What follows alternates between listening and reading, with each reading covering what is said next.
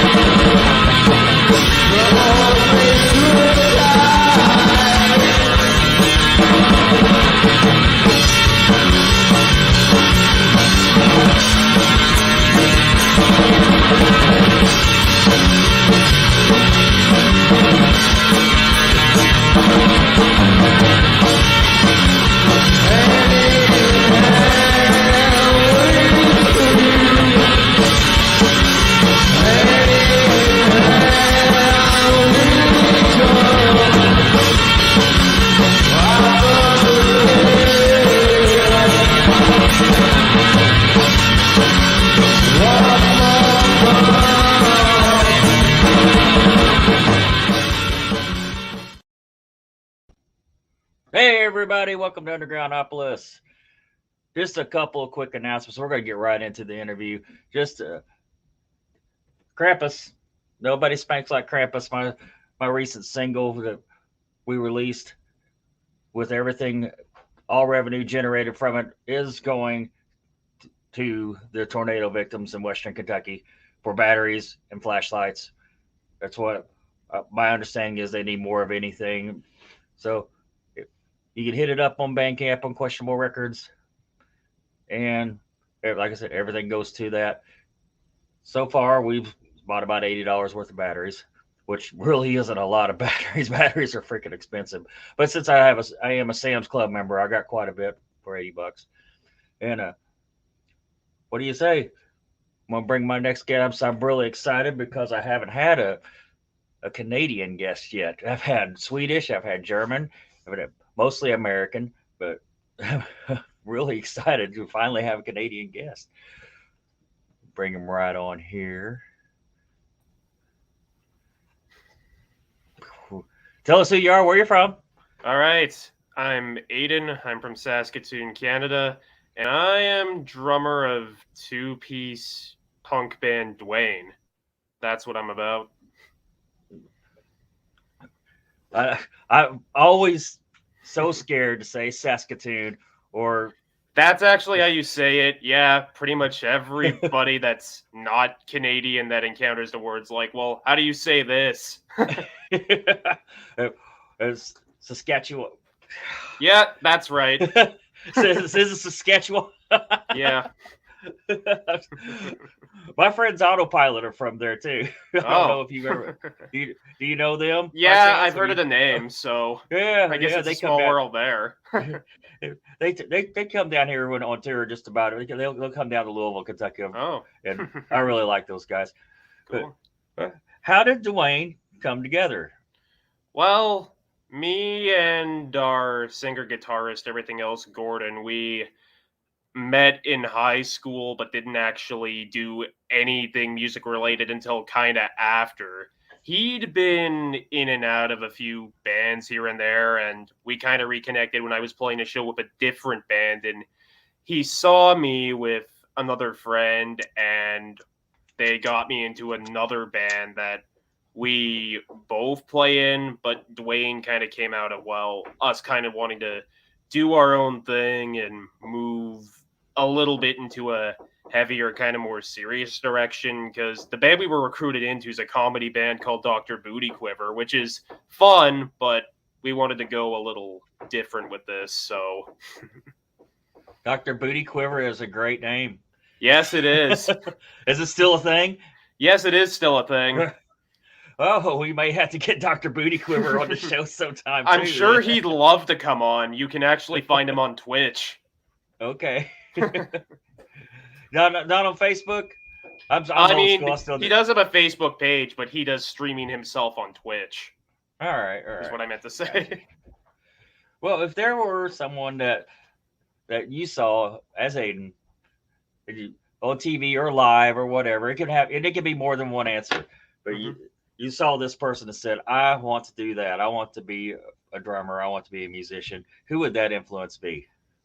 Well, I have two answers, so I'll start with kind of the more, well, not necessarily more known one, but Dango Kellen, drummer of Amber Pacific and currently with Scott Stapp. I'm really happy I managed to be able to take lessons from him because I encountered that kind of just, he was advertising, and I mean, I've always liked his drum style, so to be able to learn from somebody who I really, really looked up to has been great, and kind of a lot of the stuff and crazier stuff I do is kind of modeled after him, which is funny because, well, I mean, the punk side of his drumming and stuff was a shorter part of his life because now it's like he lives in Nashville and he's mostly playing kind of more country-ish, more on that side. So it's just funny how, I get interested in him for being able to do that. And then when I'm working with him, I mean, I'm learning a lot of stuff I'd never thought of. It's just, I'm not really learning much of the stuff that introduced me to him. And I guess the other choice would be, in terms of, well, an inspiration would be Pierre Nakano from a Japanese band called Ling Toshi Te Shigure. Dude's a crazy drummer. His beats are insane. I don't really have much more to say, but there's a song on their latest album, Number 5. It's the song itself too is called Number 5, where there's this part where, I don't know, guitar solo, then it just goes into this crazy long drum fill, and it's something. I try to play that. I don't play it well, but that's something. Well, I forgot to mention in the intro that we are covering. Yeah. This is part of the series of the Moronic Records Volume 1 compilation artist coverage, which Dwayne Dot. Yeah. I always say the Dot. Is that actually pronounced in the band name? No, it's just Dwayne. It's just Dwayne. Right on. Story of how we got the name, actually. I may be looping back into the other thing, but we were kind of trying to rebrand the band name, and my friend Gordon came to me with, let's go with Duarte. And I'm like, how about we just go with Dwayne? It's easier to say. And that's all there was. But it's hard to find on social media, just Dwayne. Yeah, so the dot helps. Well, we haven't really done much building up of our platforms per se. We're kind of trying to focus a bit more on just doing as much music as we can and kind of prepping as much as we can and that sort of thing. How do you describe the music Dwayne creates?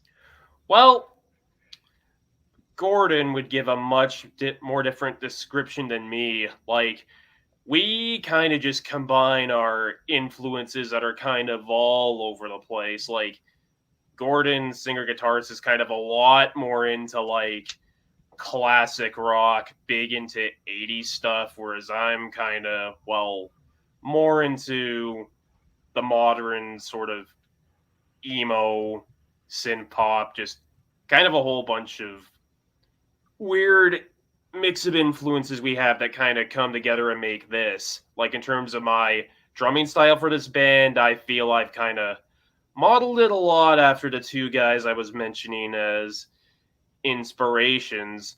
Like, we call ourselves psychedelic punk, and I mean, yeah, I'd say that's accurate. Now, in terms of sound comparisons, I mean, it's kind of funny it works out this way, because it's like, I personally feel like out of the stuff I've listened to, we're, I don't know, really similar to Let Live, which I don't know how we got there, because I don't think either of us were trying to settle on that kind of sound. It just sort of happened, but yeah. I would say when you said you classic rock influence, I was like, I don't hear anything of that. Yeah. The psychedelic punk thing, definitely I hear. Well, I mean, I'm just kind of saying what he listens to. I mean, that's why I went. Yeah. Well, Is there a particular creative process, or does it you just kind of Well, the wing it, creative or process is kind of, well, due to the pandemic hitting and him kind of being very, very paranoid of everything that's been going on, we actually haven't seen each other in person since September of last year. So our creative process has kind of been, well, we'll talk about stuff. He'll send me a riff or an idea or something. I'll play it back to him, and we're kind of just trading parts that way. Usually I have him take the lead because I find it works way better to try and, well, have the guitar and stuff crafted way before I'm just doing a drum beat. I guess the exception's this kind of recent project we're trying to work on now, which is a cover of all of Duran Duran's Rio, which he told me just start on the drums. I don't want much of a direction change on this, so I'm sticking it a lot closer to what those songs sounded like. And I mean, it's been interesting to do because it's not something I've delved a whole bunch into, but it's fun to just kind of do new things and experiment with stuff, because although it hasn't made its way into any of our stuff, I do some electronic production stuff as well, so I'm kind of doing some MIDI drums in there as well, just to, well, not really recapture the feel, but it's like, I don't know, Duran Duran was kind of into a little bit of the synth stuff as well, so it's closer in that way. that's another surprise. Doing a Duran Duran like tribute album, I guess. Yeah, exactly. He definitely likes 80s if he's talking. They were a fun band. I mean, I was like 10 when they came out. Yeah. And so they like that was really when I was moving into find out what I like to listen to as well.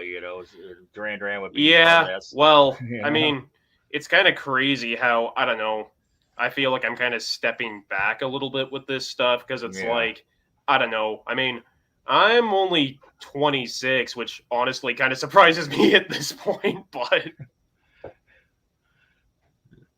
Well, it's what one of my favorite questions here. What is your favorite show you've played? There's a small town in our little province called Humboldt, and we were playing a Halloween party. Now, I'm answering this way because I have more of a story for how it would work. Like, this was actually something Doctor Booty Quiver did, and Doctor Booty Quiver's gimmick is actually everybody dresses up in costumes on stage, except for our lead guitar, because he's, I don't know, I think 10, 15 years older than everyone else, and our idea there, or at least the doctor's idea, is he's not supposed to wear anything because it looks way funnier the more out of place he is. So anyway, where I'm going with this is, so for this Halloween show, our gimmick was, well, instead of dressing up in costumes, we're dressing up as suit and ties. Now, disclaimer, I was asleep for the actual main part of this story, but anyway, we get some people rowdy at this Halloween party. Some guy's really mad at this other guy's Steve Urkel costume, so he's fighting and then harassing a bartender, and then Gordon, my friend from Dwayne, he steps in because, the bartender's getting harassed, and apparently the guy he fought was known as the strongest man in Humboldt, and since he won, I guess he gets that title now. That's where I was going with that. I mean, in terms of an actual favorite show I played that's not related to the story, would just be, we played in a big battle of the bands for a chance to open for a band called One Bad Son. And I mean, biggest show we played, it was fun to be in front of a crowd that big because that doesn't really happen for me. But yeah, that's two stories we got. Those battles, man, they bring the people out. It's like you don't really want to be in competition with anybody. In a way, you're not. And we didn't end up getting the chance. Supposedly, I've heard it was they took second and third place on, and the way it worked was I think we were in a third place tie, but the judges decided not to go with us, which is a little saddening, but I guess they maybe wanted somebody more serious to be on stage, and we're a funny band, but it is what it is. Well, here's the counter question. What's your least favorite performance? Uh, That another favorite question, because that's always the reaction. I can think of one easily. We were playing. I was playing at a small bar with a different band I was in, and the show was not great. The drum kit was falling apart on me, and we were not very good with our songs. Like with this band, which I don't necessarily want to name, I felt I was kind of the one carrying everything but the drums, and there's only so much you can kind of carry.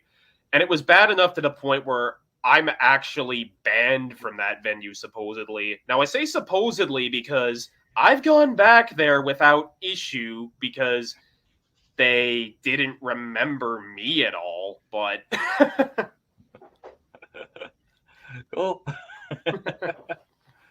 What's your favorite song to play live? Well, we haven't really done a lot of live stuff as Dwayne, but out of the songs that, we have up there and I'd like to play, I mean, I'm sure Gordon would probably fight with me on this for liking this track the best, but Ebony Moon's actually the favorite track of mine on our EP because I don't know what exactly he did with the guitars, but it just sounds kind of, I don't know, orchestral in a way, the way it all comes together to me. It's just kind of a big song. I don't know. Would you say you prefer the studio or the stage? I would say I like the stage, but it's been a lot more studio with, pandemic's starting up. I figured it was as good time as any to try and get myself actually set up in a position where I can record my drums, and it's been happening. It's not perfect, but I've been able to do it. Like, Doctor Booty Quiver finally played their first show in over a year back just before Christmas, and it felt really good to be able to get on the stage and do that. Now, at the stage of being a musician that we're at, there's the issues where it's like, well, they had a house drum kit, which is fine, but not in a great spot, and I'm kind of pushed into a little bit of a box, but I don't know. Everything has its own place, just, yeah. Have you ever played any place haunted? No, I wish I could say that. I mean, That's an off-the-wall question I have. Yeah, I don't know. Closest thing I could maybe say, not because it was haunted, but there was once a show I played back in my first band I was in, which was very much an oldies cover band, and we played some fundraiser for a wedding in a very, very tiny town a little bit north of my city called Prudhomme, like I don't know, little mostly French community, maybe 100 people there. I think the entire village was there, which was funny. I wouldn't really say it was a haunted vibe, but in terms of, places I wouldn't have known have existed, and I've never gone back since. That's as close as we get. You speak French? Not really. Yeah. Funny how stereotypes works, isn't it? Yeah. I've met one Canadian that spoke French, and he says, I only know enough to get through Quebec. That's what he said. That's, I feel, kind of the norm here, although there are pockets where you might not expect it everywhere. Oh, I've lost my place. Hold on. If you could open a show for anybody, who would that be? It's a good question. I'm just trying to think of who I'd really be into opening for. Well, I don't know. I'd say Zebrahead, actually, if only because, they were kind of the band that got me into everything I've done, and I guess just, with our kind of style, with them kind of choosing to only get heavier as they've gotten older, I feel maybe we could fit along a lineup in there, sort of. What made you choose to use Car Crash? Is it called Car Crash Scene? Car Chase Scene. car chase scene. I knew I would get that wrong. Yeah. To use for the Moronic Records compilation. It's kind of more of a standard high energy thing, was more of my sort of thinking. Plus, I mean, Gordon's like, he sings okay, but he's not super confident in his voice at times, so I wanted to go with something where it's kind of mostly Yes. vocal, and we got like some other songs on that EP that are just weird. Like, I'm not going to pick Anguish in Song. It's literally just straight harsh noise. I mean, it has its place for sure, but that's not something I could really just submit to, this punk compilation and be, here's Mersbo, But I put an acoustic song on it. well, yeah, but folk punk's very much a thing. Like, I mean, Doctor Booty Quiver, I'd say, kind of maybe trends more towards that way. But every time you say Doctor Booty Quiver, I'm going to. I know it's fun. I'm going. Let's see. Lost my place again. That's what happens when I get reeled in. Yeah. Have you ever bought a CD, album, cassette, whatever, with your own money, listened to it, and immediately threw it out the window? Or I'm threw trying it away? to think of something I have bought that I really didn't like, because typically if I'm liking something enough to buy it, I'm actually, I think I maybe got to dig deep for this one. Well, I don't know. I wouldn't really say I threw it away, because I came to appreciate it a lot later, but I wasn't really into some of the older AFI records I had when I was listening to them, not because I felt they were fundamentally bad, but because they're kind of just very repetitive, not a lot of variety, at least of really old stuff, but it does have its place and you kind of appreciate it later. I mean, but that's stuff I bought. If I'm talking about stuff I maybe downloaded and decided I didn't like, it's like, well, that's different, because I'd have no buyer's remorse there. I just didn't like it. Let's see.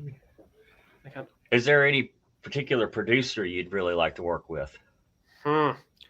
I'd actually kind of have to go through and see who's doing what. Like, oh, man. Actually, this is going to be totally out of left field, but I'll say it here.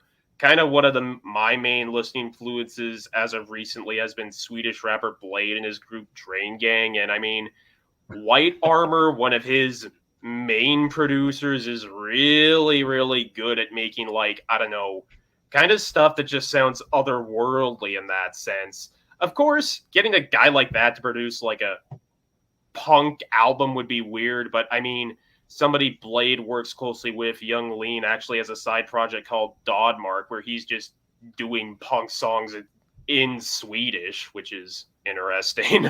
So, what's next for Dwayne? Well, working on this Duran Duran album, and for me, maybe just bugging Gordon to try and get some stuff finished. We've kind of worked on like 3 or 4 different projects off and on that are somewhat done, but I guess with, life hits, you're not necessarily able to go super hard on things. But like I said, the Duran Duran tribute album is something I can be working on, so I'm trying to piece that together. Got anything you want to add before we wrap this up? Not really. Bandcamp, anything you want to plug in? Instagram? I mean, just search up Dwayne with a dot at the end on Spotify. We got our EP. We got a few tracks there. Maybe we'll have some more stuff in the near future. I mean, I'd like to hope so, but I'm not the one that's really handling the production end, so that takes time. Randy, you've been a fantastic guest. Seriously, you have, and you've got some great stories here, which I love. I love musician stories. And everybody, when you watch this, be sure to look on Spotify and start find Dwayne with a dot Check it out. You won't be sorry. Look up Moronic Records on Bandcamp. And maybe check out Doctor Booty Quiver as well if you really want. They just have the one EP, but there is something out there. I'm definitely going to check it out. Just by the name Doctor Booty Quiver. That's definitely the EP is called Doctor Booty Critters. It's songs about animals. Booty critters. All right, you guys. I'm gonna let you go here, and we will sign off. Thank you so much, and thank you everybody for watching. Yeah. Be sure if you're watching on YouTube to hit that thumbs up and click that bell, subscribe. Thank you, Aiden. Yeah, you too. Thanks for having me.